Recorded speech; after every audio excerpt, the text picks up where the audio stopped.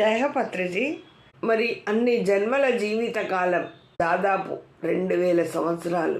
సుమారు 5 సంవత్సరాల వయసున్నప్పుడు సౌదీ అరేబియాలో చిన్నారి సదానంద ఇంటి ముందు నుంచి ఒక సూఫీ మాస్టర్ వెళ్తూ పిల్లవాడికి మంచి భవిష్యత్తు ఉందని చెప్పి వారి తల్లిదండ్రులను అడిగి ఆ బాలుని తీసుకెళ్లారు.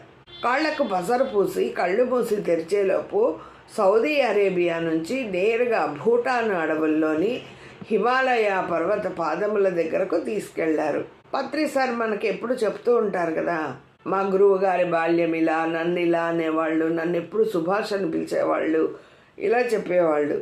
నా గురువు అంతటి గురువు ఈ లోకంలో లేరు, ఈ ప్రపంచంలో లేరు, అలా చెప్తూ ఉంటారు వీడియోస్లో.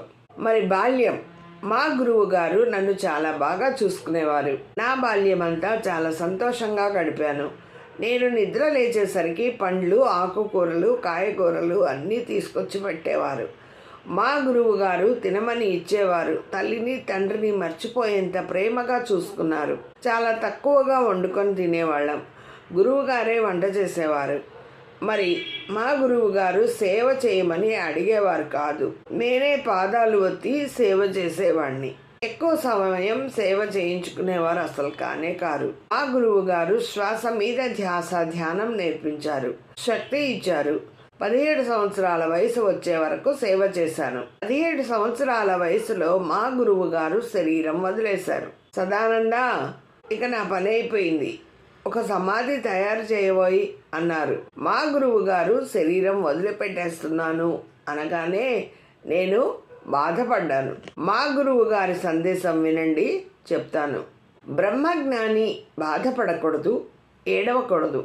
2వ లక్షణం, లక్షల మందికి దారి చూపే స్థితిలో ఉండాలి. 3వది, 7 లక్షల మంది జీవితాలను బాగు చేయాలి. 4వది, అబ్బాయి సదానంద, నీవు బ్రహ్మజ్ఞానివి కావాలి అని చెప్పారు. 5, అమాయక ప్రజలను అనేక మంది దొంగ గురువులు మోసం చేస్తున్నారు. నీవు వెళ్ళి వారిని రక్షించు. దొంగ గురువుల బారి నుండి వారిని బయటికి లాగాలి అన్నారు. మా గురువు గారిని గురువుగారు అని నేను సంబోధించి పిలిచేవాడిని. పేరు తెలియదు, అడగలేదు. పేరేమిటో తెలియదు, నేను అడగలేదు. వారు చెబితే తెలుసుకోవాలి, లేదంటే అడగకూడదు. ఆ రోజుల్లో గురుభక్తి అలా ఉండేది.